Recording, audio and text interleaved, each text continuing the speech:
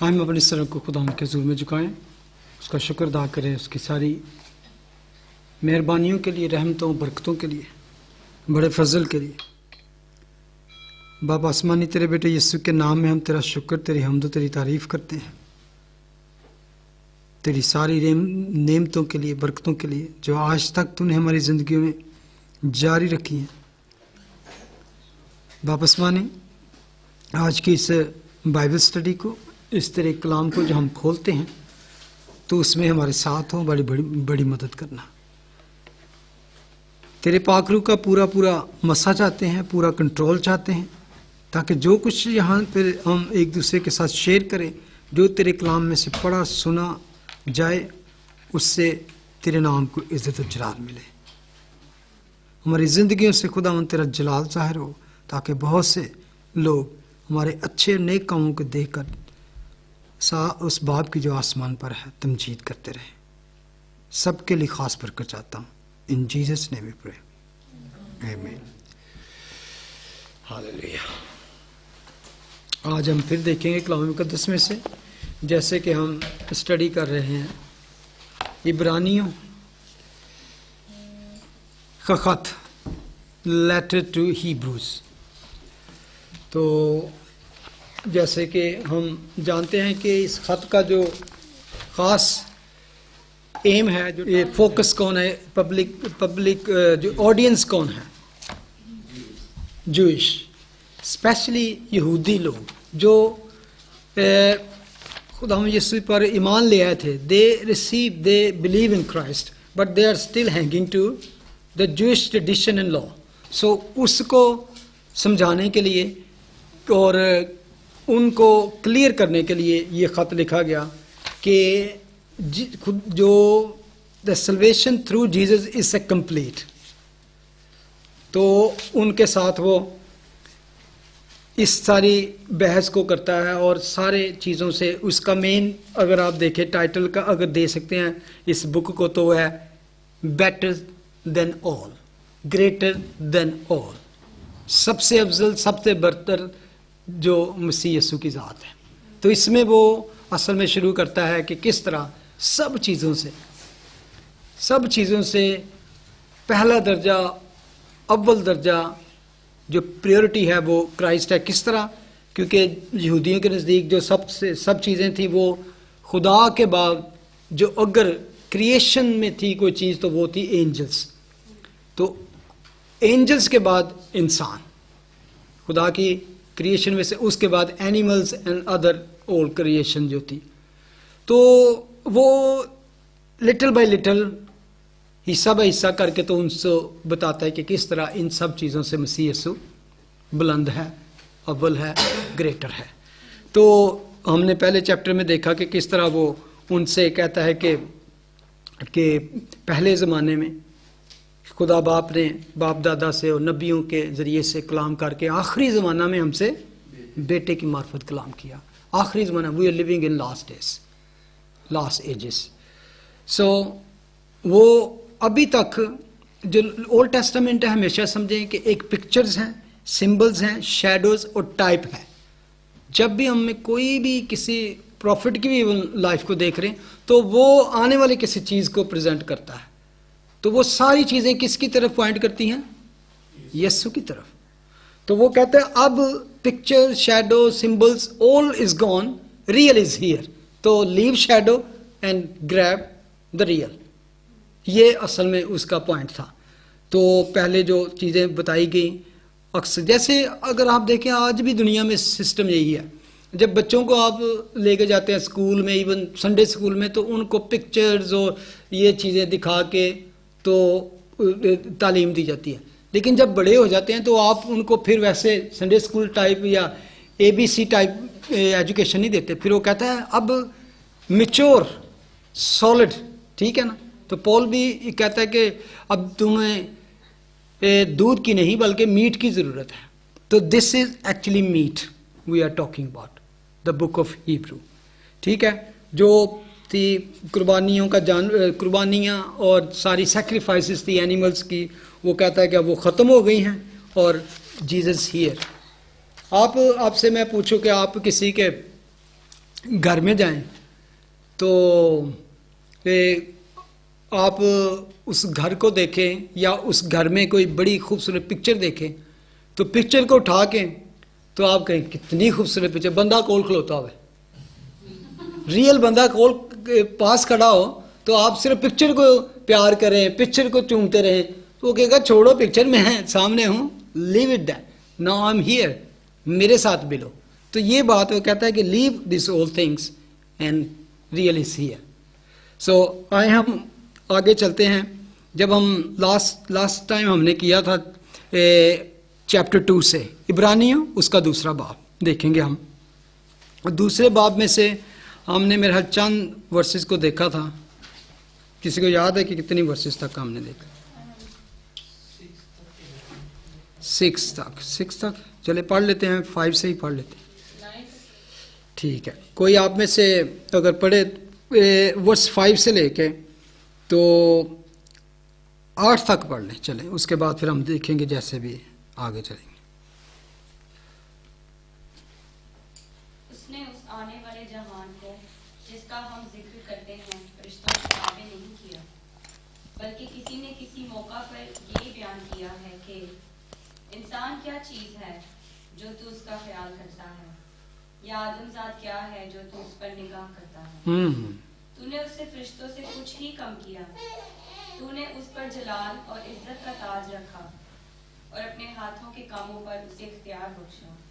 तूने सब चीजें ताबे करके उसके पांव तले कर दी हैं। बस जिस सूरत में उसने सब चीजें उसके ताबा कर दी, तो उसने कोई चीज ऐसी ना छोड़ी जो उसके ताबे ना की हो, मगर हम अब तक सब चीजें उसके ताबे नहीं देखते। ठीक है। उसने उस आने वाले जहान को जिसका हम जिक्र करते हैं फरिश्तों के ताबे नहीं किया। कौन से आने वाले जहान? पिछले बात कर चुके हैं, लेकिन चलो इसको टच करते चलते हैं। The coming world, the world to come, जो आने वाला है, वो कौन सा वर्ल्ड है? कौन सी है? 1000 years kingdom, the millennium kingdom की 1000 साल बादशाही की बात कर रही है। तो वो कह रहे हैं कि वो किसके अंडर होगा? Who will rule on that? Jesus. तो वो कहते हैं कि हम सबको ये पता, आप किसी भी बंदे से पूछ लें, इवन वो कोई कैथोलिक हो, कोई भी किसी भी मिशन से ताल्लुक़ रखता, वो आप पूछें कि जो आने वाली बादशाही होगी या जो 1000 year किंगडम पे बिलीव करता है, तो कौन रूल करेगा? तो एवरीबॉडी विल से क्या? जीसस। ये कॉमन चीज़ है, सबको पता है। तो यहाँ पे वो उसकी एग्जाम्पल देता है कि उसने उस आने वाले जहान को जिसका हम जिक्र करते हैं फरिश्तों के ताबे नहीं किया। It's not under the rule of angels. तो इसका मतलब है जो एंजल्स के नहीं तो मैन के हैं, ठीक है। तो मैन यीशु जब दुनिया में आया, he became as a man, 100% man, ठीक है। बल्कि किसी ने किसी मौका पर यह बयान किया, अब वो फिर ओल्ड टेस्टामेंट में से बयान करता है। जब लास्ट टाइम देखा था कि जो भी प्रूफ करता है बात को, वो ओल्ड टेस्टामेंट से उनको एग्जाम्पल देता है, उधर से वर्स कोट करता है, ताकि यहूदियों के लिए सबसे ऑथेंटिक बात वही होगी जो ओल्ड टेस्टामेंट से उनको साबित की जाए। तो वो ओल्ड टेस्टामेंट में से उसको साबित करता है। इंसान क्या चीज़ है जो तू उसका ख्याल करता है, या आदमजात क्या है जो तू उस पर निगाह करता है। यानी कि इस पे हमने बात की थी कि इंसान क्या है, नथिंग।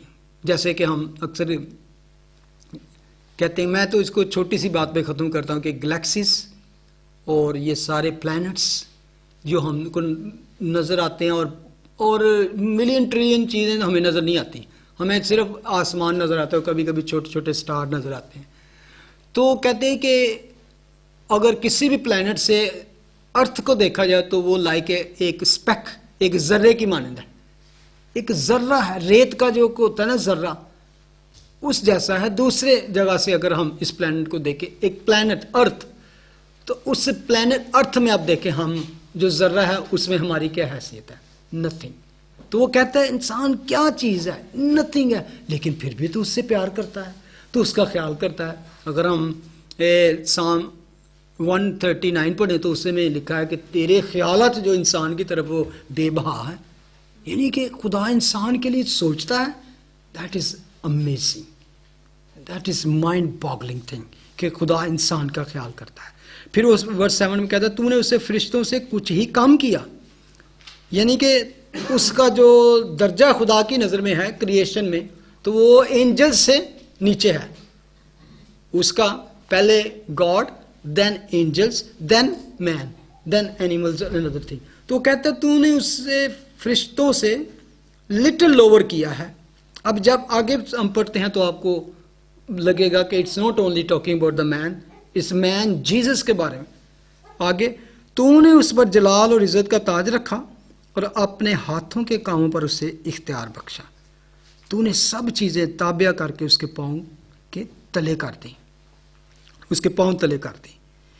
अब आगे इसी आयत में 8वें में लिखा है, बस जिस सूरत में उसने सब चीज़ें उसके ताबिया कर दी तो उसने कोई चीज़ ऐसी न छोड़ी जो उसके ताबिया न की हो, मगर हम अब तक सब चीज़ें उसके ताबिया नहीं देखते। अब तक हम जो चीज़ें, हम कलाम कहता है कि एवरीथिंग खुदा ने किसके, उसके अंडर कर दी है इंसान के, और वो इंसान जीसस के, लेकिन अभी हमें नज़र नहीं आता। वो कहता है हमें, तो आगे लिखता है वर्स 9 पे आ जाए जरा, अलबत्ता उसको देखते हैं जो फरिश्तों से कुछ ही कम किया गया, यानी मसीह यस्सु को, यानी यस्सु को कि मौत का दुख सहने के सबब से जलाल और इज़्ज़त का ताज उसे पहनाया गया, ताकि खुदा के फजल से वो हर एक आदमी के लिए मौत का मज़ा चखे। आज हम स्पेशली यहाँ से शुरू करेंगे वर्स 9 से। मेरा पीछे हमने देखा था, तो वर्स 9 को अगर एक दफ़ा कोई इंग्लिश में पढ़े। Verse 9, But we see Jesus, who was made a little lower than the angels, now crowned with glory and honor, because he suffered death, so that by the grace of God he might test death. यहाँ पर एक ऐसी चीज़ है जिसमें हमें alternative मिलता है। एक ऐसी चीज़ यहाँ पर मसीह एक उसकी डेथ के बारे में हम देखेंगे कि वाई ही डाइड। स्पेशली पहली चीज़ यहाँ पे उसने शो की है कि क्यों Jesus came and died, why he died. Okay, he came as a man, लेकिन उसको मरना क्यों ज़रूरी था। तो इसमें वो बात की है, उसने कहा है अलबत्ता उसको देखते हैं जो फरिश्तों से कुछ ही कम किया गया, यानी यस्सु को। अब यहाँ पे उसके कम करने का, Jesus, when God sent Jesus his son into this world, उसको एक इंसान की सूरत में भेजा। तो इंसान जब बना तो ऑटोमेटिकली किसके अंडर हो गया, लोअर देन एंजल। आगे वो कहता है आने का मकसद क्या है, क्यों मकसद है उसका, ताकि मौत का दुख सहने के सबब से जलाल और इज्जत का ताज उसे पहनाया गया, ताकि खुदा के फजल से वो क्या करे, हर एक आदमी के लिए मौत का मजा चखे। हर एक, you and me and all, जो हमारी मौत थी वो मरने के लिए आया। ही बोर्न टू डाई। हम दुनिया में आते हैं, लोग पैदा होते हैं जीने के लिए। He came to this world to die. तो दैट इज ऑल्टरनेटिव, हमारे बदले अपनी जान देने आया। अब ये बताएगा कि हमारी जान, हमारे लिए क्यों जान उसने दी। सबसे पहला मकसद था कि हमें उस हमेशा की मौत से, जो हमारा मुकद्दर बन चुकी, जो हमारी डेस्टिनी थी, जो हमारी मंजिल थी, जहाँ हमने जाना था, वो मौत उसने अपने ऊपर ली, ताकि, और ये जब वो जो हम कहते हैं ना कि वो दुख सहे, यानी यस्सु को कि मौत का दुख सहने के सबब से जलाल और इज्जत का ताज उसे पहनाया गया। अब मौत का दुख सहने से, अब मौत का दुख समझते हैं क्या किया उसने। अब हम जब उसकी डेथ के ऊपर देखते हैं तो डेथ क्या है, क्रूसिफिक्शन है। वो ऐसी मौत जो लानती मौत है, शर्मनाक मौत है। तो वो बंदा कह सकते हैं कि why Jesus need to do that, कि शर्मनाक मौत मरने की क्या ज़रूरत है। अगर आज हम अपनी ज़िंदगी में न्यूज़ देखें, दुनिया में किस किस तरह के क्रिमिनल लोग दुनिया में फिर रहे हैं, तो कोई भी नहीं कहेगा कि इनको ऐसे छोड़ दिया जाए। आप ज़रूर चाहेंगे कि उनका फैसला किया जाए, इंसाफ किया जाए। तो ये चीज़ें हम देखते हैं, तो वो सारा कुछ उसके ऊपर था। पिछले दिनों किसी ने मेरा फेसबुक पे किसी एनिमेटेड टाइप की हुई थी, क्रूसिफिक्शन का एक था कि Jesus on the cross is dying, and वो जब वो ऊपर कह सकते हैं कि एग्नी में होते हैं ना, तो वो आ रहा है एक बड़ा यानी कि क्लाउड सा, डार्क क्लाउड उसके आता है, तो ऐसे उसके हिट करता है, तो रिजेक्शन, मर्डर, और ये उसके ऊपर सारा कुछ आ रहा है ऐसे ऐसे, ठाक सिकनेस एंड ये सारा कुछ वो लिखा है कि उसने ये सारी चीज़ें अपने ऊपर ले ली ताकि हम उस हमेशा की इटर्नल डेथ से बच जाएं। तो इसके लिए उसने हर इंडिविजुअल पर्सन के लिए, और जितना वो लो गया, जितना हम उसको देखते हैं ना कि वो बड़ा पस्त चला गया। फिलिपियों चैप्टर 2 में, इफिसियंस चैप्टर 2 में देखते हैं कि वो इतना पस्त हो गया कि उसने लानती मौत गवारा की। तो जितना पस्त गया, और उसके बाद हम पढ़ते हैं कि उस कदर ही खुदा ने उसको बुलंद किया, उसको वो नाम बख्शा जो सब नामों से आला नाम है। तो इसलिए यीशु जो हमारा मुतबादल है, ऑल्टरनेटिव बन के आया। ये तो पहली बात थी इसमें कि वो हमारा ऑल्टरनेटिव बन के आया। तो जो फरिश्तों से थोड़ा, क्यों फरिश्तों के लिए नहीं, आप मुझे बताएं। इंसान ने गुनाह किया तो खुदा ने उसके लिए एक निजात का रास्ता खोला, फरिश्तों के लिए क्यों नहीं खोला? फरिश्तों को मौत नहीं है, ये भी बहुत अच्छी बात है। और कोई टीवी में एक ऐड आती है, no one child born for die. हाँ यीशु आया ही बिल्कुल जिंदगी देने के लिए, बिल्कुल। लेकिन फरिश्तों के लिए क्यों निजात नहीं थी? उनको सारा कुछ पता था, वो इनोसेंट नहीं। यस, उनको आजमाया नहीं गया। फरिश्तों की अपनी विल थी सिन करने की, लेकिन जो इंसान था उसको क्या डिसीव किया गया डिसीव किया गया। इसलिए खुदा ने, उन्होंने अपनी विल से की, उनको उकसाने वाला कोई नहीं था, उनके पीछे कोई ऐसी फोर्स नहीं थी एंजल्स के लिए। खुदा ने इसलिए कि इंसान का उस के ऊपर उसका तरस इसलिए आया कि डिसीव इसको किया गया, इसलिए उसे इंसानों की निजात के लिए इंसान बनना ज़रूरी था। और लिटिल लोअर और फॉर वाइल, कितने वाइल के लिए, कितनी देर के लिए वो थोड़ा इंसान से कमतर बना? 33 ईयर, यानी कि एक छोटा सा टाइम है। और उस छोटे से टाइम में भी 33 ईयर्स में जो उसने दुख सहा, वो कितना, वो मोस्ट ऑफ टाइम देखे वो क्रॉस के ऊपर टाइम था उसका, वो था दुख सहने का टाइम, जब वो क्रॉस के ऊपर था। जब उसने अपनी नारा लगा दिया फतेह का, उसके बाद ख़त्म था सारा कुछ, वो फतेह हासिल कर ली। लेकिन वो ख़ास टाइम था जिसका जिक्र किया गया कि वो मौत का दुख से, यानी कि मौत का मज़ा चखे। ये मज़ा चखना पता क्या है?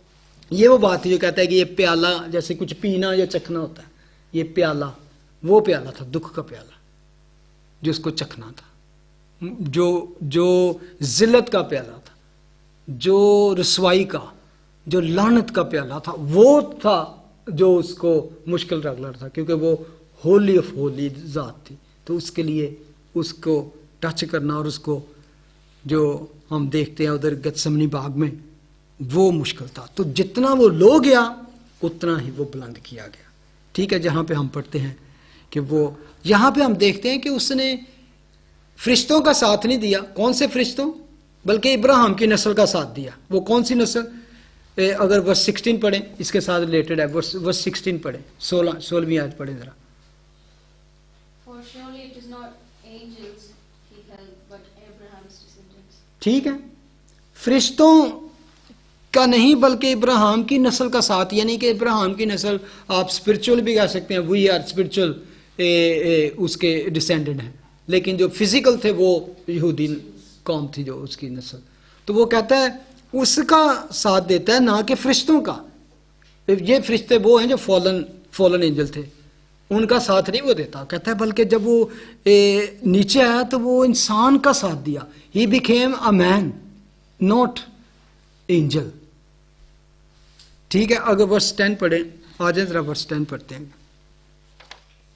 In bringing many sons to glory, it was fitting that God, for whom and through whom everything exists, should make the author of their salvation perfect through suffering. यहाँ पे मेरा ख्याल है हमने थोड़ा टच किया था कि captain of our salvation, captain या लीडर या पायनियर कह सकते हैं। ये जिस चीज़ का ट्रांसलेशन यहाँ पे बानी किया गया उर्दू में और इंग्लिश में कैप्टन किया गया, कहीं पे उसको पायनियर भी कहा गया है और लीडर भी कहा गया है। ये इस तरह का कि जो कोई नई चीज़ की राह खोल दे। पायनियर होते हैं जैसे किसी भी चीज़ को शुरू करने वाला। फॉर एग्जांपल कुछ होते हैं सिटी बनाने वाले और कुछ सिटी में रहने वाले होते हैं। वो यह जिसने सिटी बनाई, जिसने क्रिएट किया, वो बानी है, वो निजात का बानी है जिसने निजात क्रिएट की हमके लिए, सल्वेशन क्रिएट की हमारे लिए, ताकि उसके ज़रिए से हम दाखिल हो सके। तो जब उसने वो क्रिएट किया, उसको क्रिएट करने के लिए, उसको खोलने के लिए, उसको क्या किया गया, निजात के बानी को दुखों के ज़रिए से कामिल किया गया। Perfected by suffering, through suffering, like high priest through suffering. वो हमारा हाई प्रीस्ट बना ताकि हमारी शिफायत कर सके, हमारे लिए दरवाज़ा खोल सके, हमें लीड कर सके। वो लीड करने वाला कैप्टन बना, पायनियर बना। बेशक वो बेगुनाह था, लेकिन गुनाह लेके उसको कामिल होना ज़रूरी था। गुनाह को हमारी खलासी दिला के जब वो जी उठा तो ये साबित करता है। व्हेन रिजरेक्शन, अगर हम रिजरेक्शन पे बात करते हैं ना जीसस की, if in Christianity there is no resurrection, there is no Christianity. क्योंकि रिजरेक्शन साबित करती है कि ये गुनाह पर और मौत पर फतेह पा के उठा है। क्योंकि जो गुनाहगार मरा, जिस पे ऊपर गुनाह की छाप है, वो कभी जिंदा नहीं हुआ। सिर्फ वही जिंदा हो सकता है जो बेगुनाह हो। मौत सिर्फ उसको होल्ड कर सकती है जो गुनाह के अंदर हो। लेकिन क्या था कि वो खुद अपनी ज़ात में क्या था, बिल्कुल सिनलेस। तो इसीलिए मौत उसे होल्ड ना कर सकी। और ये दूसरी बात ये थी कि हमारे लिए उसने क्या किया कि दुखों को सहा। जो हमारे दुख थे उसने दुख सहे, और he is our captain of salvation. खुदा ने हमें बचाने के लिए जो तरीका इख्तियार किया उसकी शान के मुताबिक था, और उसके लिए उसने अपने इकलौते बेटे को भेजा जो complete man and complete God था। कंप्लीट, जो दरमियान में खड़ा हो सकता था। दरमियान में, मैंने लास्ट टाइम आपसे बताया था कि दरमियान में खड़े होने वाला शख्स ऐसी ज़ात हो कि वो खुदा को भी टच कर सके और इंसान को भी टच कर सके और दोनों को करीब ला सके। क्योंकि दुनिया में कोई इंसान नहीं। मुझे वो आयत जो मैं आपको कह रहा था याद आ गई है। अगर आप देखें, जॉब इसको कहता है ओल्ड टेस्टामेंट में, तो वो न्यू टेस्टामेंट में पूरी होती है। अयूब चैप्टर 9, जॉब चैप्टर 9 वर्स 32 और 33 पढ़ेंगे। क्योंकि वो मेरी तरह आदमी नहीं कि मैं उसे जवाब दूं, और हम अदालत में बाहम हाजिर हों। ठीक है, पता है ये इसका ये आज के पीछे क्या है कि दो बंदों के दरमियान जब कोई केस बन जाता है तो वो कोर्ट में जब जाते हैं तो वो आमने सामने हाजिर होते हैं कि मैं अपना मुकदमा पेश करा, तू अपना मुकदमा। तो देन वो कहता मेरा मसला तो खुदा के साथ है, तो खुदा तो आदमी नहीं है। अब मैं उसके कोर्ट में, how I can go in his court because he is God and I am man. मेरा कोई वकालत करने वाला, यानी कभी I need somebody to take me, जो उसके साथ बात से, I need advocate. Advocate is mediator, advocate ही होता है कि वो जज के साथ है, वकील, वो कर सके। तो वो कहते हैं I am, he is not man, I am man. तो हु इज, आगे अब पढ़े कि हम उसके हुजूर हाजिर हो। आगे वर्स 33 पढ़े जरा। हमारे दरमियान कोई सालिस नहीं जो हम दोनों पर अपना हाथ रखें। क्या सालस? हाँ, जो यानी कि आपको ऐसे करके मिला सके या बीच में खड़ा होके आपकी भी सुने आपकी भी सुने, ठीक है ना। पढ़े जरा इंग्लिश में, मीडिएटर इसको कह सकते हैं। हाँ जी, नो मीडिएटर जो मुझ पे भी हाथ रखे और उस पर भी हाथ रखे। ये वर्ष थी जिसके बारे में बात कर रहा था कि ये जॉब की एक कराए थी, एक पुकार थी कि खुदा इतना होली है और आई एम सिनफुल मैन, लेकिन अगर मैं उसकी तरफ जाऊं, उसके दरबार में हाजिर हूं, तो ही सो होली, वो इतना पाक है कि मैं उसके हुजूर जाके भस्म हो जाऊंगा, मैं सिनफुल मैन। तो इंसान जो है वो मेरा मुझसे भी क्या गुजरा है, उसको मैं किधर लेके आऊं। Somebody, I need somebody to advocate me, मेरा मीडिएटर हो जाए, जेड़ा खुदा दे हुजूर भी जाए ते पाक रहे, भस्म भी ना होवे, ते मैनू भी हथ लाए ते मैं भी भस्म ना हो, मैं भी ना मर जाऊं। तो देन हमारे दरमियान कोई सालस नहीं जो हम दोनों पर अपना हाथ रखे और हम सुलह करा दे। अब इसका जवाब है फर्स्ट तिमोथी निकाले, पहला तिमोथियस। हाँ, अब न्यू टेस्टामेंट में अब फर्स्ट तिमोथी चैप्टर 2 वर्स 5 पढ़ेगा।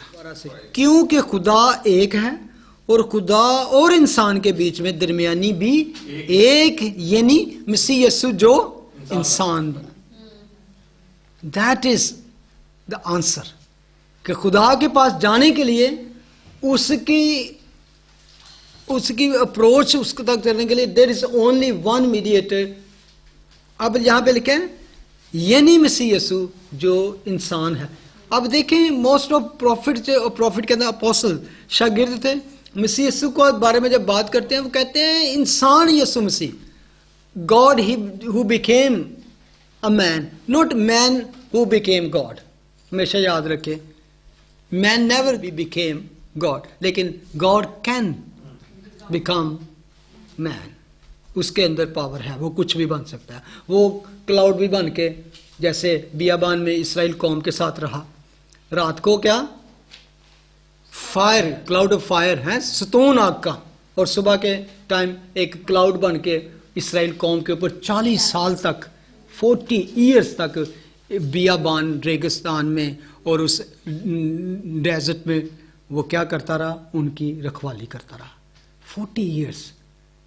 दिन के टाइम साहिबान की तरह, एक शैडो की तरह उन पर, क्योंकि वो अगर आप उधर गए हैं, आपने शायद वो डेजर्ट देखा, वहाँ से वो लेके जाते हैं इसराइल में, जहाँ पर उसी डेजर्ट में खुदा यीशु मसीह की भी 40 दिन की, वो एक ऐसा है कि वहाँ जो हमारा कोच था वो कहता है कि मैं इधर का यानी कि ब्रॉटअप हूँ, लेकिन मैं 2 दिन से ज़्यादा इसमें नहीं मतलब कि रह सकता, कि रात को इतना यख ठंडा हो जाता है, कोल्ड हो जाता है कि आप सिर्फ सर्दी से मर सकते हो, और दिन के टाइम इतना हॉट होता है कि आप जल के मर सकते हैं। तो फिर उधर उड़ने वाले सांप और डिफरेंट टाइप ऑफ इस तरह की बलाएं हैं जो आपको उधर नहीं गुजारा कर सकते। लेकिन उस डेजर्ट में पहले तो खुदा ने क्या किया कि इसराइल कौम को 40 साल तक रखा जहाँ पे, लेकिन उनके लिखा ना तो कपड़े फटे तो ना जूतियाँ टूटी हैं। कौन सा ब्रांड था?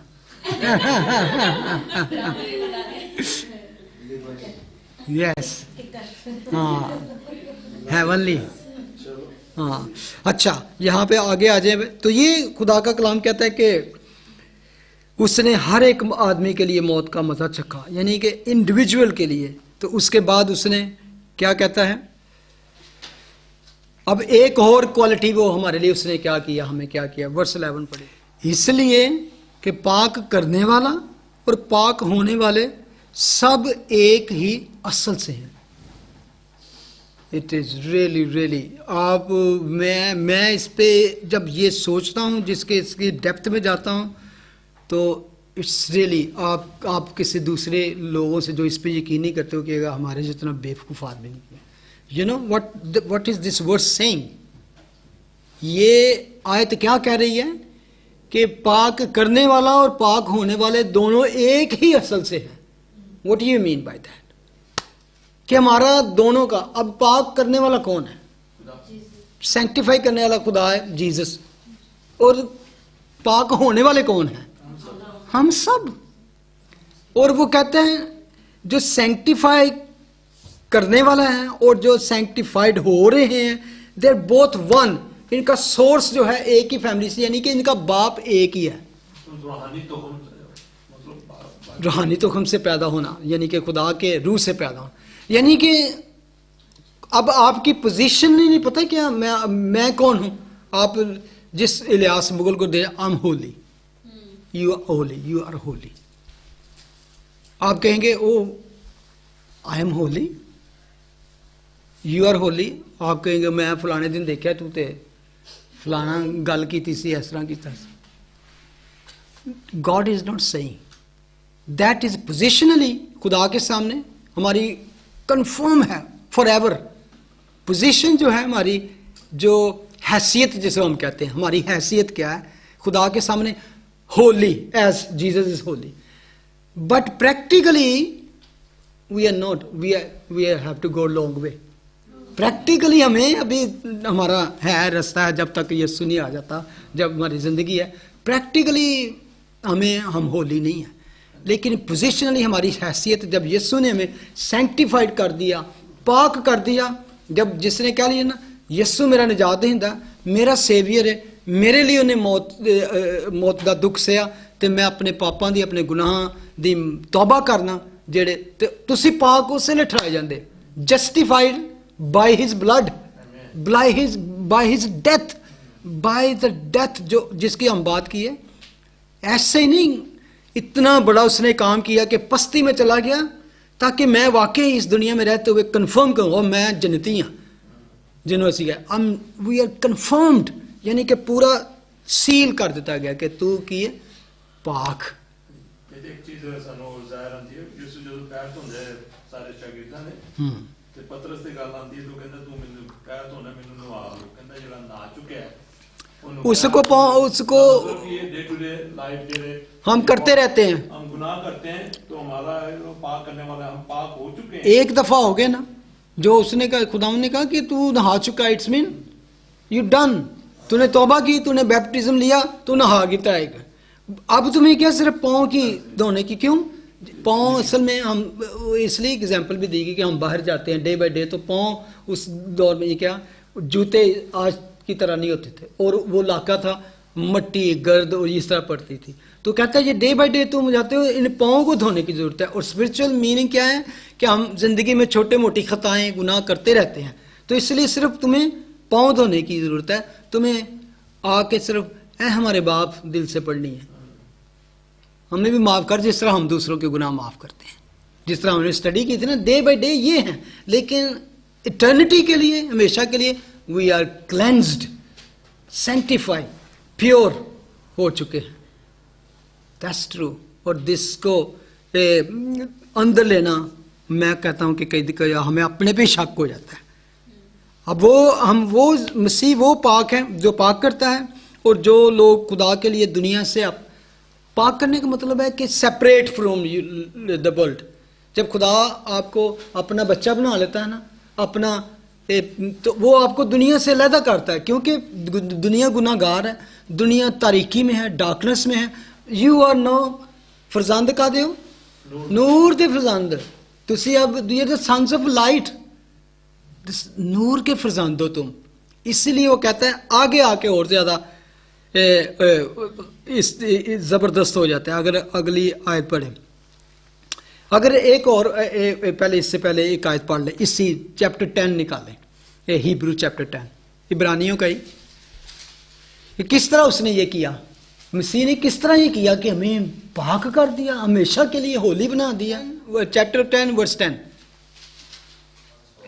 उसी मर्जी के सबब से हम यीशु मसीह के जिस्म के एक ही बार कुर्बान होने के वसीला से पाक किए गए। एक ही बार, नोट वो एक ही बार, जब हम इधर पहुंचेंगे ना तो और डिटेल के साथ कि वो क्यों कहते हैं एक ही बार, क्योंकि कुर्बानियां हमेशा बार बार होती रहती थी।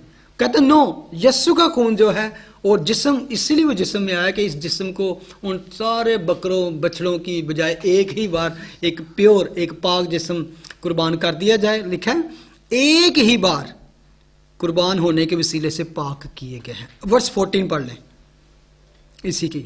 एक खास तौर से जो मैं गल की है ना कि हम कब तक के लिए, अगर उसने तो एक ही बार कुर्बान किया है, लेकिन कब तक? 6 मंथ के लिए, 6 ईयर के लिए, 10 ईयर्स के लिए। वर्स 14 पढ़ो जरा। Because by one sacrifice he made perfect for over those who are being made holy. क्योंकि उसने एक ही कुर्बानी चढ़ाने से उनको हमेशा के लिए कामल कर दिया है जो पाक किए जाते हैं। Perfect and pure for all, for ever, हमेशा के लिए। जब हम मसीह यीशु को सच्चे दिल से कबूल करते हैं तो हम थोड़े अरसे के लिए नहीं निजात पाते या पाक किए जाते, हमेशा के लिए, फॉर एवर, उसके लिए हमें खुदा पाक कर देता है। और आगे वर्ष, अब आ जाए वापस चैप्टर 2 पे, वर्स 12 पढ़ते हैं। अब आपको एक और एविडेंस मिलेगा। इसी 22 से वो उन्हें भाई कहने से नहीं शर्माता। अब उस चीज को कंफर्म कर रहा है कि अगर हम एक ही फैमिली के हैं, अगर हम पाक हैं, वो भी पाक हो गए एक ही नस्ल से, तो फिर तो हम भाई हुए ना, फिर तो हम बहन भाई हुए ना। यानी कि अगर एक ही फैमिली के हैं, तुम भी पाक, करने वाला भी पाक, एक ही असल से हैं, यानी कि एक ही बाप से हैं। तो वो कहता है इसी बात से वो उन्हें भाई कहने से नहीं शर्माता। चुनाचा वो फरमाता है कि तेरा नाम फादर दा, बाप दा, मैं अपने भाइयों से बयान करूंगा। एज मैन, जब मैं एज ए मैन हूं दुनिया में, तो I will talk about you. और क्या? कलीसिया में तेरी हमद के गीत गाऊंगा। यहां पर हम देखते हैं कि बेशक वो इंसान बना, और क्या इंसान बना? हकीकी इंसान। आप हमेशा याद रखें, जब खुदावंद यीशु मसीह इंसान बने, when he became a man,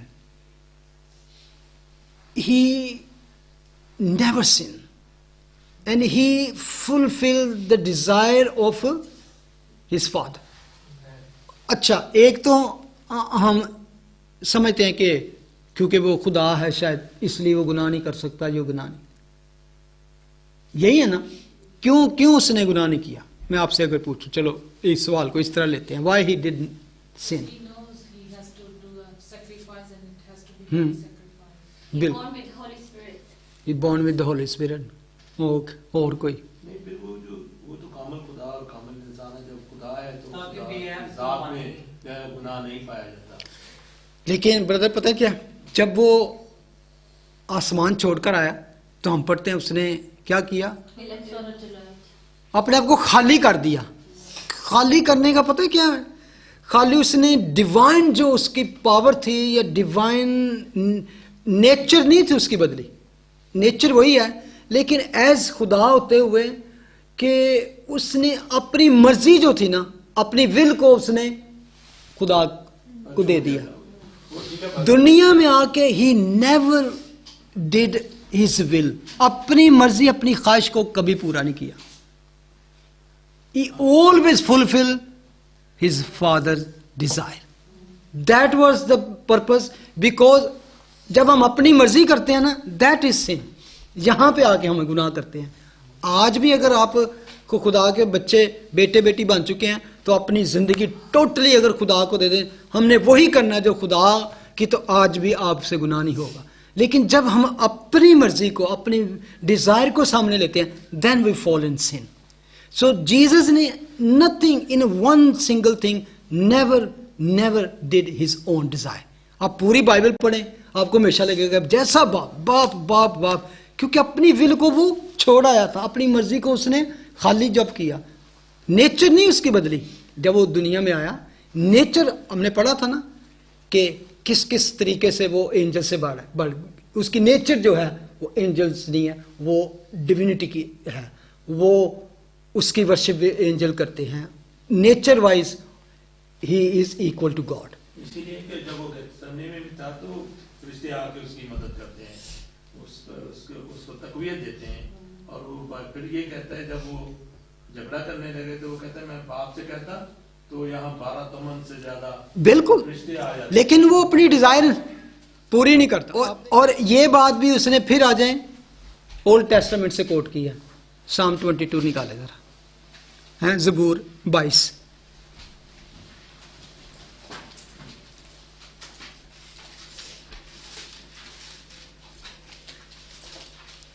मैं तेरा नाम मैं अपने भाइयों से बयान करूंगा। यानी कि यहाँ पर लोगों के साथ जैसे आम परस्तिश नहीं होती, वो अपने आप को इतना क्लोज हमारे ले आता है कि हम उसको एल्डर ब्रदर कह सकते हैं। ये सारा एल्डर बड़ा भाई है हमारा यीशु। मैं इस पे यहाँ इतना परेशान हैरान कि हम आमतौर पर कहते हैं, वो हमें कहता है शीप, हम उसकी भेड़े हैं। और क्या कहता है? फ्रेंड भी कहता है, शागिर्द भी कहता है आपने, हैं बेटे बेटियां ये हम। लेकिन भाई जो है ना, ये चले आप कब कहा है उस खुदावन ने? ये कोई आपको याद है? आपसे मैं तुम्हें नौकर ना कहूंगा बल्कि दोस्त। वहां पे दोस्त है नहीं, आफ्टर आफ्टर द रिजरेक्शन। पहले देख ले, पहले तक जब तक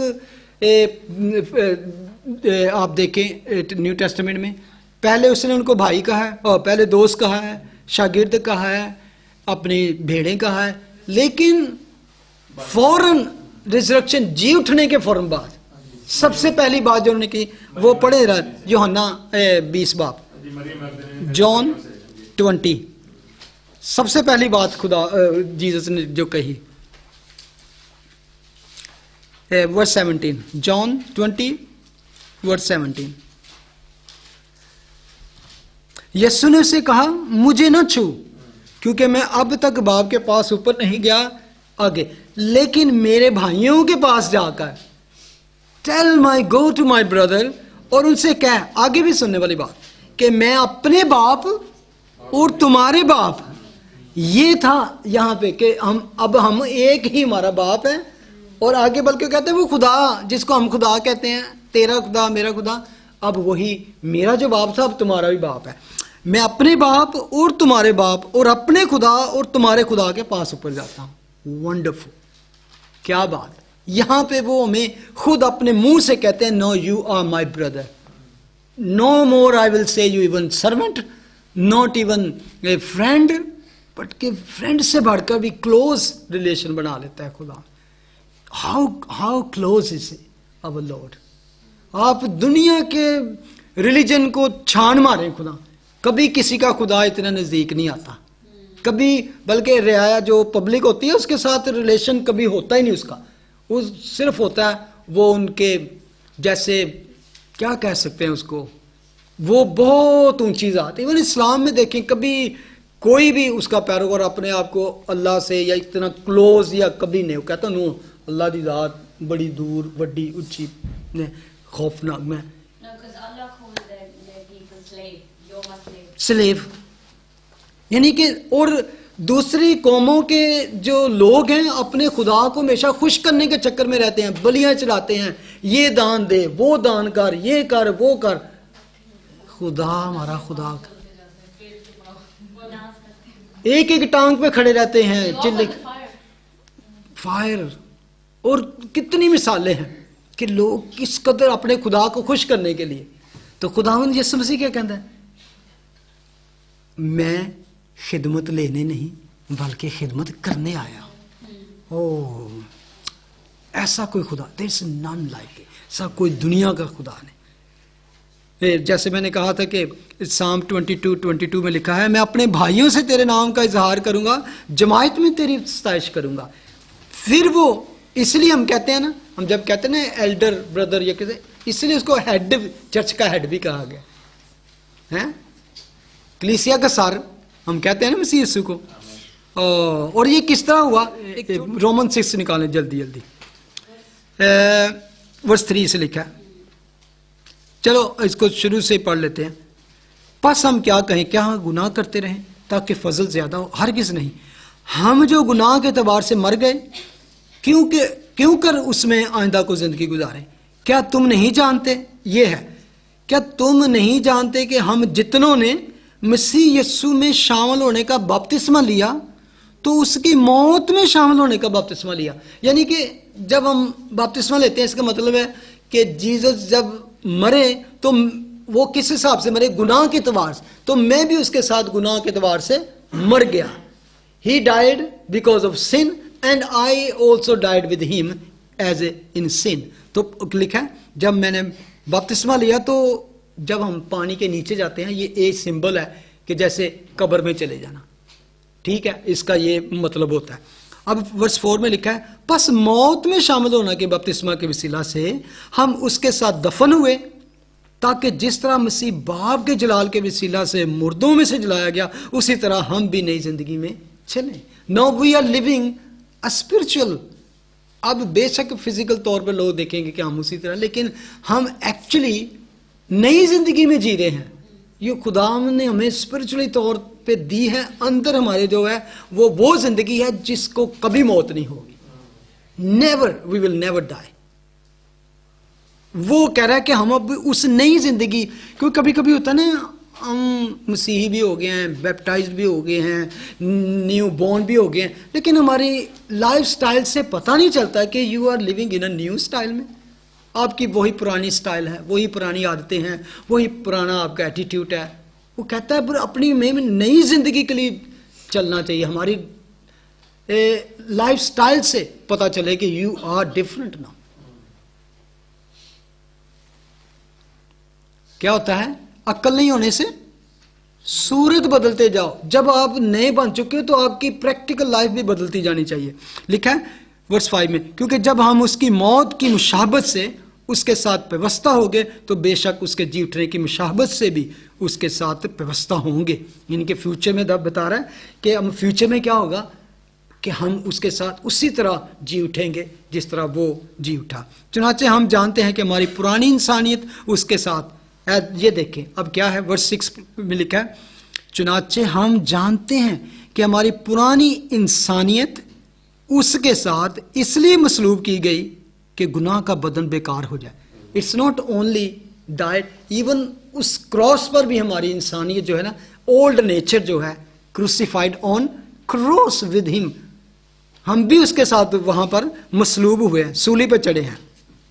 लिखा है ताकि गुनाह का बदन बेकार हो जाए, ताकि आगे को हम गुनाह की गुलामी में ना रहें, not under the slave of sin. आगे वर्स 7 में लिखा है, गौर करें, क्योंकि जो मुआ वो गुनाह से बरी ही हुआ। बस जब हम मसीह के साथ मुए तो हमें यकीन है कि उसके साथ जिएंगे, क्योंकि ये जानते हैं कि जब के मसीह जब मुर्दों में से जी उठा है तो फिर नहीं मरने का, मौत का फिर उस पर इख्तियार नहीं होने का। हालेलुया। क्योंकि मसीह जो मुआ गुनाह के एतबार से एक बार, यहां पे फिर एक बार मुआ, मगर अब जो जीता है तो खुदा के एतबार से जीता है। उसी तरह तुम भी अपने आप को गुनाह के एतबार से मुर्दा मगर खुदा के एतबार से मसीह यीशु में जिंदा समझो। ये सारा चैप्टर वैसे तो बड़ा पावरफुल है। बस गुनाह तुम्हारे बदन में, फानी बदन में बादशाही ना करे कि तुम उसकी ख्वाहिशों के ताबे रहे। अभी वही आ गई ना कि ख्वाहिशों, desires, when we have desire worldly we will always automatically fall in sin. तो गलेशियन इसके साथ डिजायर के साथ लिखा है इसी को पहले वर्स 12 में लिखा है, बस गुनाह तुम्हारे फानी बदन में बादशाही ना करे कि तुम उसकी ख्वाहिशों के ताबे रहो। अब गलेशियन निकाले जरा, गलतियों, एक मिनट, इसी के एतबार से चैप्टर 5 वो कहते हैं, और जो मसीह यीशु के हैं उन्होंने जिस्म को, सिर्फ जिस्म को क्रूसीफाई नहीं किया, जिस्म के साथ उसकी रगबतों और ख्वाहिशों समेत सलीब पर खींच दिया है। This is spirit field life, इसको कहते हैं कि जिसने ये सारा कुर्बान करके मसलूब कर दिया, देन क्या है, then you can walk in the spirit and you will not fall in sin. रूह में चलोगे तो क्या, गुनाह की इस ख्वाहिशों से बच जाओगे। तो वही कह रहे हैं कि मसीह यीशु इसलिए जी उठा कि उसके अंदर डिजायर नहीं थी सिन की, उसने डिजायर नहीं की बल्कि पूरी पूरी बाप की मर्जी की। वापस आ जाए जरा, इसको वर्स 13 में आ जाए, हिब्रू 2:13। और फिर ये कि मैं उस पर भरोसा रखूंगा, फिर ये कि देख मैं उन लड़कों समेत जिन्हें खुदा ने मुझे दिया। ये एक सिंबॉलिक उसने यूज किया कि उन लड़कों, वो कौन कौन है वो लड़के? वी लड़के खुदा की नज़र में हमारी, वो उसकी नज़र में लिखा ना कि आसमान पर हम किस तरह होंगे? फरिश्तों की मानद। तो फरिश्तों में फरिश्तियाँ नहीं होती ना छोटे फरिश्ते ना, यानी कि एक लिटिल एंजल, वो सारे सेम होंगे। तो यहाँ पे असल में वो कह रहे हैं, चलें इसको और ज़्यादा क्लियर हो जाएगा, ये वर्स 14 भी पढ़ लें।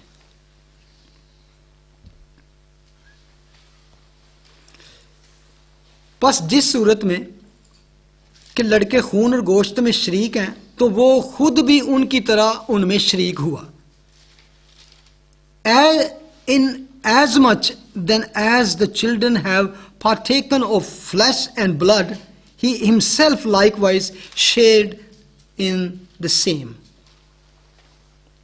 क्या समझ लगी आप? सारी चीजें उसमें खून और गोश्त, जो हमारी पैदाइश क्या है? खून और गोश्त, ठीक है ना। जब कहता है ना कि यूहन्ना की इंजील में लिखा है कि जितनों ने उससे कबूल किया उसने खुदा के फरजांद होने का हक बख्शा, वो खुदा से पैदा होते हैं, ना खून और गोश्त से और ना इंसान के इरादा से, बल्कि खुदा से।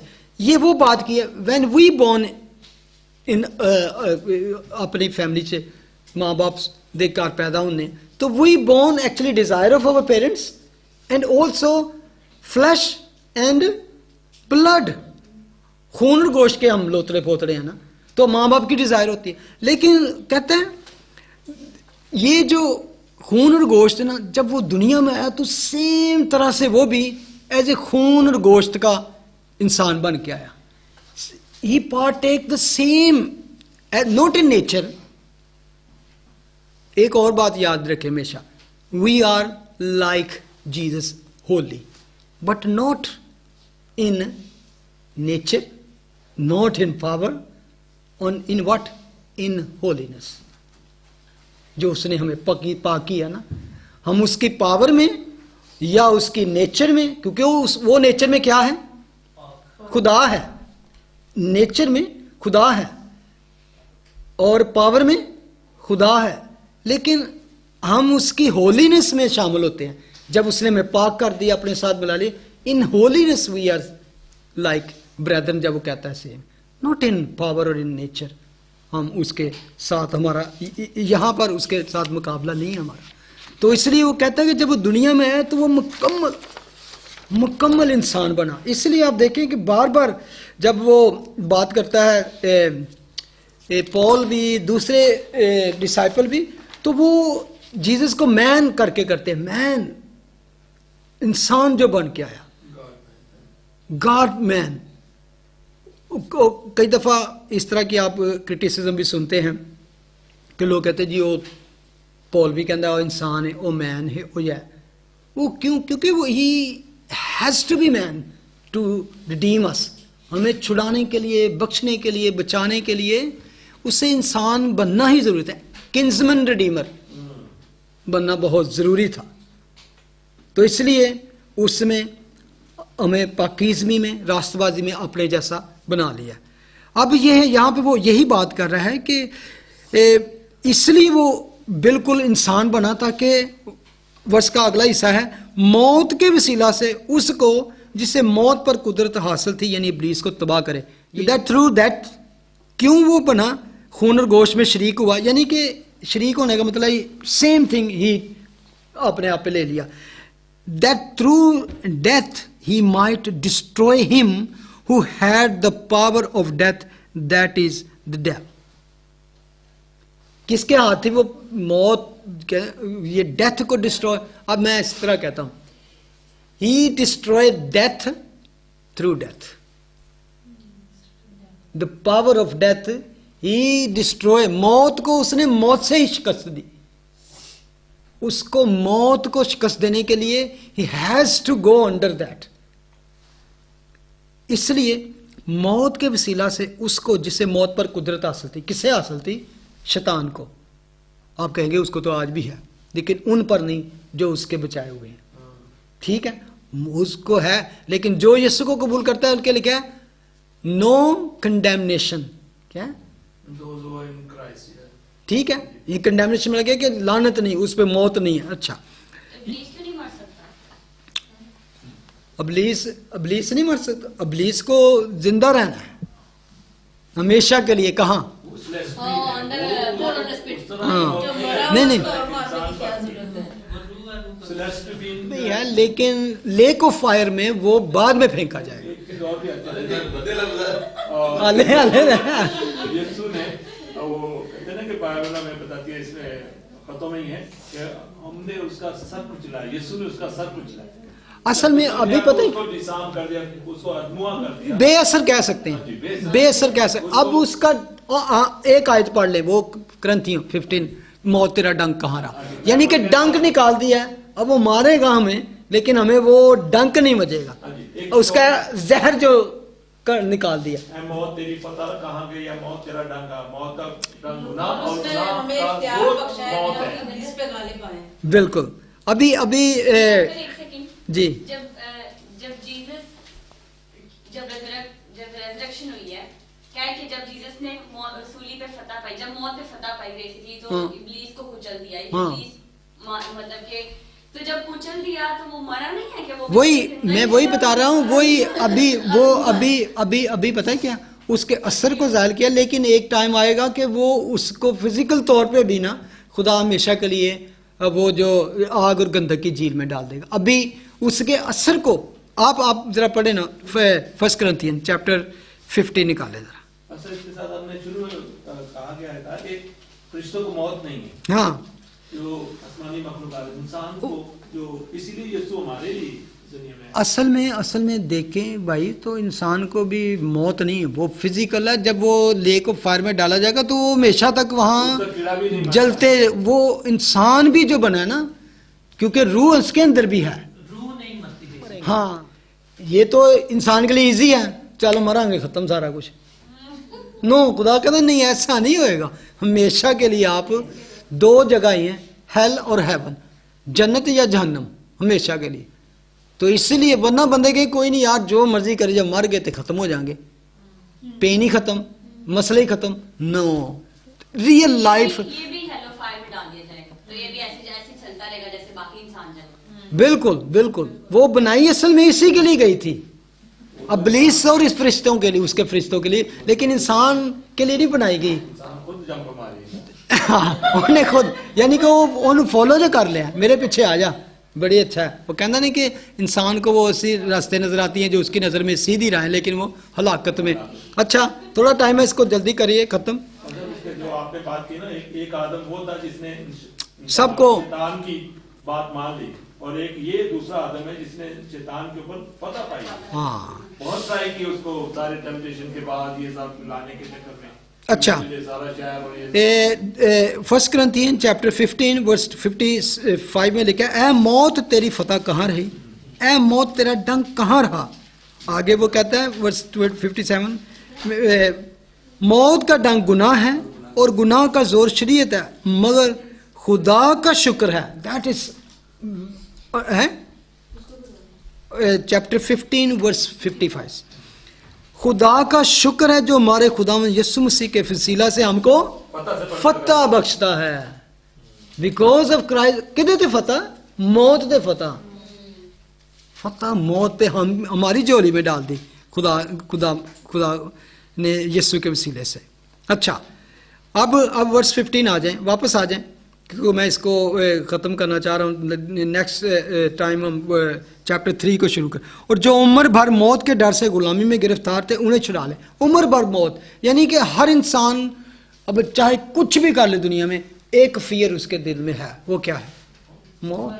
मौत अटल है, लेकिन वो कहते हैं जो उम्र भर मौत के डर से गुलामी में गिरफ्तार था उनको हमने छुड़ा लिया। किस तरह, वो एम्पलीफाइड बाइबल बड़ा अच्छा लिख दी, कहते and also that he might deliver and completely set free all those who through the fear of death were held in bondage throughout the whole course of their life।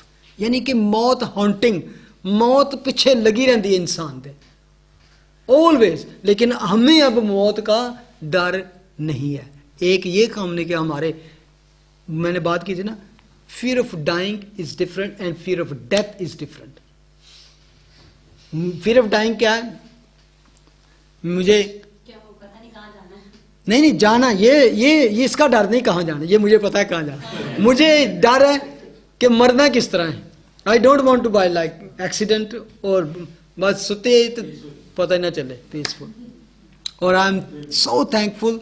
मैं फरजाना ना एक पिछले दिन भी गल कर रहे थे, मैं क्या कि I was looking at my family में डैड, मेरे डैड दी मतलब कि खुदावन दे वो खादम सन, वंडरफुल टेस्टमनी छड़ी। मैंने इधर से फ़ोन किया, मुझे रात को ऐसे ही ना जैसे होती ना कि बेचैनी, तो मैंने इधर से फ़ोन किया तो और कभी भी नहीं हुआ कि 2-3 तो ज़्यादा बेल हों, अबू फ़ौरन पिक कर लेंगे सब। लेकिन उस दिन बेल होती जा रही उन्होंने उठाई नहीं। तो जैसे मेरे अंदर ना मुझे ऐसे लगा कि जैसे एकदम हैं, और बिल्कुल ठीक जब पिछली पहले उससे बात हुई। और दूसरे कमरे से ना वो अदनान से छोटी है जो अक्सा, वो आके तो उसने फ़ोन उठा लिया दूसरे कमरे से, उसने बात की। तो उसने, मैंने कहा कि अब्बू के नहीं फ़ोन कह रहे वो सोए हुए हैं। तो ना साथ ही अम्मी भी लेटी हुई थी, तो उन्होंने क्या कि तुसी अम्मी ना गल करो तो मैं अब्बू नू, उसने अम्मी से मैं बात कर रहा हूँ तो मैं पूछे कह रहे कि रात उनका पेट नहीं था ठीक, कुछ 2-3 दफ़ा ना गए वॉशरूम में। तो मैं उनसे बात कर रहा हूँ तो उधर से वो चीखें मारनी शुरू कर दी। क्या हुआ है? यानी कि नींद में पता भी, यानी कि जिस करवट में पड़े हुए ना अम्मी साथ पड़ी हैं, उनको भी नहीं पता चला कि कब वो दुनिया में से चलेगी, कोई रुखसत हो गई। ये यानी कि इतना पीसफुल, यानी कि कोई नहीं मिजरेबल तकलीफ हो, ये ऐसी कोई बात। और इस तरह अम्मी की आप सबको पता, जब इधर से गई हैं तो जाते ही वो इवन 2-3 वीक सबसे मिल के वॉशरूम में गई हैं, बाहर आई हैं, तो आते ही बस कह रहे कि मेरा दिल घबरा रहा। तो वहीं मेरी वो छोटी बहन कहती है, वो सारे बच्चे कहते हैं मैंने देखते देखते ऐसे उन्होंने किया और चली गई चलते फिरते। और this is like I want, मेरा टाइम आए lord take me like this, I don't want to hold bed. Yes ज्यादा अच्छा है ज्यादा अच्छा है, ये ज्यादा अच्छा है। अच्छा तो ये उसने हमने डिलीवर कर दिया। कहते हैं ना कि तुम सच्चाई को जानोगे और सच्चाई तुम्हें आज़ाद करेगी, फ्री सेट फ्री। तो वो कहता है उसने हमें मौत से आज़ाद कर दिया, मौत से आज़ाद करेगी। दैट इज़ जो उम्र भर मौत, जो पिछले ज़माने के लोग थे मसीह की सलीब से पहले, वो हमेशा इस खौफ में रहते थे। तो वो कहता है कि उसने हमें इस खौफ से, वर्स 16-17 में लिखा है, क्योंकि वाकया में वो फरिश्तों का नहीं बल्कि इब्राहिम की नस्ल का साथ देता है। यानी कि यहाँ पे क्यों उसने कहा, वो कहता है for as we all know he, यानी Christ did not take hold of angels, the fallen angel की बात की जा रही है, लिखा but he did take hold of descendants of Ibrahim. Fallen, वो फॉलन एंजल थे, हम फॉलन रेस थे इंसान की, हम भी फॉलन थे, लेकिन उसने फॉलन एंजल का नहीं बल्कि इंसानों का साथ दिया उनको बचाने के लिए, to reach out to us, to helping and delivering us from the death. ठीक है, अब वर्स 70 में लिखा है, बस उसको सब बातों में, आओ यहां पे आपको, बस उसको सब बातों में अपने भाइयों की मानंद बनना लाजिम हुआ। यहां से आपको पता चलता है बनना लाजिम हुआ। ही बिकेम अ मैन, और इन ऑल थिंग्स, अब देखें भूख उसको लगती थी, टायर्ड वो हुआ, दुख उसने फील किया, उसने किसी भी जगह पे जो इंसान, क्यों इसने किया, क्यों खुदावंद ने, बिल्कुल कहते हैं अपने भाइयों की तरह बनना। जब वो भाइयों की बात करता है ऐसे बिल्कुल इंसान, स्पेशली जूस क्योंकि वो यहूदी था, लेकिन हम जनरली देखते हैं वो हम सब के लिए, वो कहता है क्यों वो बना। आगे वर्ष में लिखा है, बस उसको सब बातों में अपने भाइयों की मानंद बनना लाजिम हुआ। इस वर्ष रियल इंपॉर्टेंट था, ताकि उम्मत के गुनाहों का गुफारा देने के वास्ते उन बातों में जो खुदा से इलाका रखती थी, एक रहम दिल और दयानतदार सरदार काहिन बने। उम्मत के गुनाहों का कफारा देने के वास्ते इन बातों से जिन रिलेटेड टू जिसका खुदा के साथ ताल्लुक था, उसमें उनको लीड कर सके, उनका मीडिएटर बन सके, उनका प्रीस्ट काहिन बन के वो खुदा के साथ उनके लिए बात कर सके। और उनका और वो कौन सा हाई प्रीस्ट, क्या लिखा है, कौन सा high priest? Faithful high priest, faithful high priest, रहमदिल, merciful and honest, faithful high priest उनका बन सके। आगे जो यहाँ पे लिखा है ताकि उनका कुफारा दे सके पहले तो दूसरी बात जो है वर्स 18 में एंड आखिरी आयत जो है लिखा है, क्योंकि जिस सूरत में उसने खुद ही आजमाइश की हालत में दुख उठाया तो वो उनकी भी मदद कर सकता है जिनकी आजमाइश होती है। ये इतनी इनकरेजमेंट है ना इसमें, इतना मैं कहता तसल्ली है ना। इसको मैं कहता हूँ कि आप ज़रा सब इसको मैं इंग्लिश में ही पढ़ता हूँ, गौर करना, ये आप सबके लिए, हमारे लिए।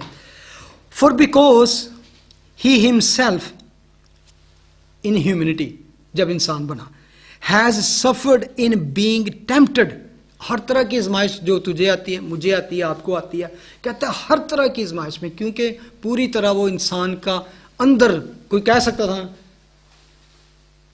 यसु तू ते खुदा है, तेनू की पता हो मेरी हालत, मैं केड़े केड़े दुखा च ना करे, मैं तो उसे इसीलिए उसे हर हालत में बिल्कुल इंसान की तरह बनना, भाइयों की तरह बनना, ताकि मैं कल को जाऊं ना, यसु तुझे क्या पता मैनू कितना दुख दिता फलाना, यसु ने कहा हाँ मैनू ही पता किस तरह धोखा किवें दिता जाता है, मैं भी धोखा खादे, किस तरह कोड़े वजदे ने, हाँ आई नो, किवें रिजेक्शन होंदी है, I been rejected by my family, by brother, by my friend. ये जो हेल्प करने की बात हो रही है आजमाइश में, ये हो रही मरने के बाद?